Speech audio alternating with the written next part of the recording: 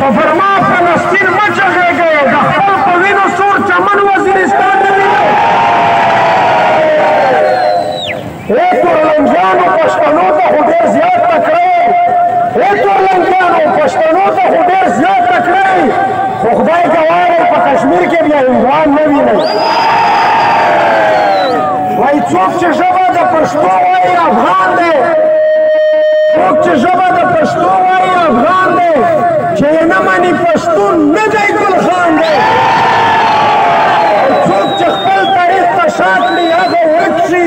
موږ ته پاتې دا وصیت له باچا خان دی او ته دا سړی چې د مغلو غلامي کړي دا سړی چې د مغلو غلامي کړي ته منې چې دا لمسی د خوشحال خان دی او چې دشمن ته به یې شنې شګې مرمۍ وې دا د هغه میرزلي وزیرستان دی او که یې سر دي په پښتو په پښتونواله ګیلمن وزیر ترې 100 ځله قربان دی ګیلمن وزیر ترې 100 ځله قربان دی دا شعر د ستر سالار مشر منظور احمد پښتون په وینا پورې ما جوړ چې دا وایي نه ډارېږو نه خرڅېږو نه ټیټېږو وایي زه روان یو نه ستومن نه ښپېمانېږو انشاءالله چې تر منزله به رسېږو په قرآن مو د خپل کام سره واده ده نه ډارېږو نه خرڅېږو نه ټیټېږو او مونږ د عدم تشدد له سپینې لارې د دنیا د هر جابر سره جنګېږو توره اوس هغه ساده پښتانه نه یو اوس خو مونږ هم په هر څه باندې پوهېږو او پښتانه چې له مودونه سره وران وو ګوره څنګه نن له یو بل نه زارېږو دا جنت دی دا ټوپک دی پرې وردانګه بس په دغه دمدمو نور نه غولېږو او ګیلمنه د پرېغال د غروز مریو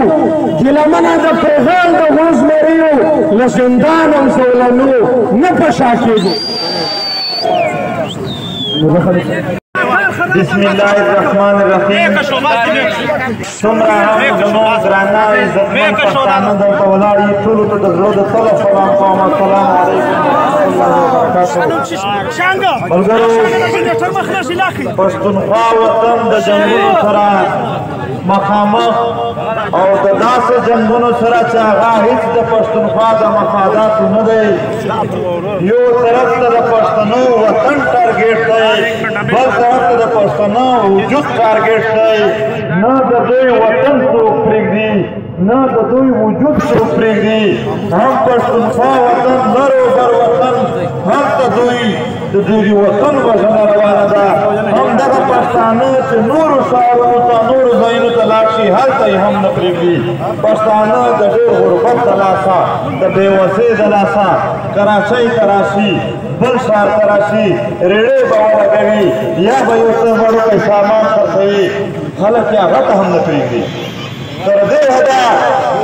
چې دوی الګ معمولي کاروبار هم کوي په هغه کې به هم بقا ځای اخلي په هغه کې به دوی پولیس تړي وي په هغه کې به دوی فوجان په دوی چپې اچوي دا پښتانه چې د ډېر وخت ځپل کېدل د ډېر وخت په دوی ظلم جبر روان و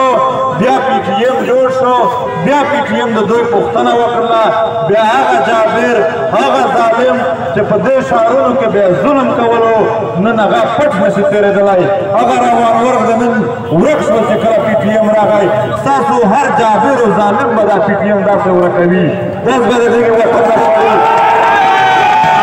هغه به بیا نشي ګرځېدلی دوی پښتنو سره زه و افغانانو پښتنو سره چې چا هم ظلم وکړو چا هم جبر وکړو یو هم معاف کېدلو حاله نه دی خو ملګرو د دې دپاره منظم کېدل دي اتفاق اتحاد د قامونو تر ټولو لوی احترام دی کوم کام چې بې اتفاقه وي هغه احترام هم نه وي د هغې ژبه هم محترمه ژبه نه وي د هغې کلتور هم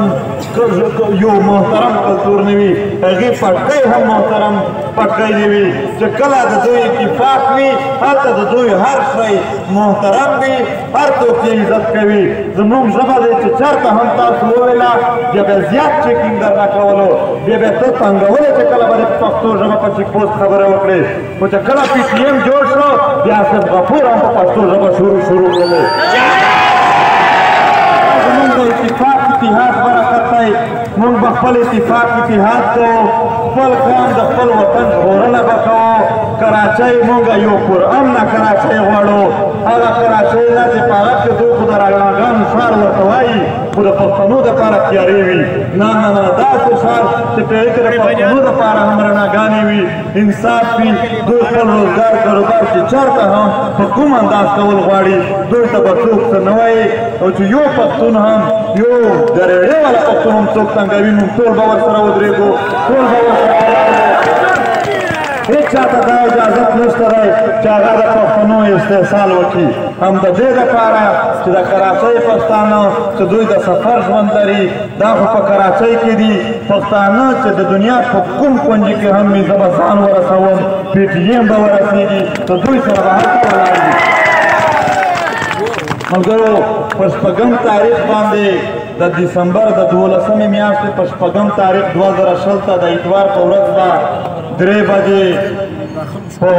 الله سیف پلازې شاته ګراونډ کې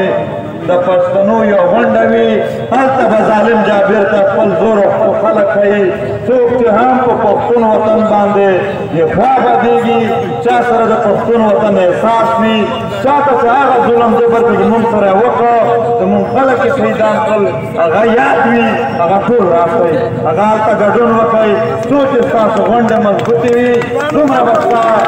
ستا مخالف څخه په پریشر کې وي نو د دې دپاره موږ هسې ملاقات ته راغلي یو چې خپل خلک مو دی خپله وینه مو ده خپله ژبه مو ده د دوی سره چې ملاقات وشي د دوی سره لیدنه وشي د دوی سره کتنه وشي دوی که په صدر کې دي که په کوم ځای کې دي چې زموږ پښتون دی موږ به ورته ولاړ وو شپږم تاریخ جلسې دپاره هم ملګري کمپین هم وکړئ او هم ګډون وکړئ نور به تفصیلي خبره د پښتنو چې څومره هم په کراچۍ کې مسلې دي هغه په صاف دلرانه انداسې په ښه مېړانه سره ظالم ته به په ښه سپینې سپینې سره هلته بیا ویل کېږي ډېره مننه تل آباد اوسئ پښتانه زنده باد پښتون بهادر پښتون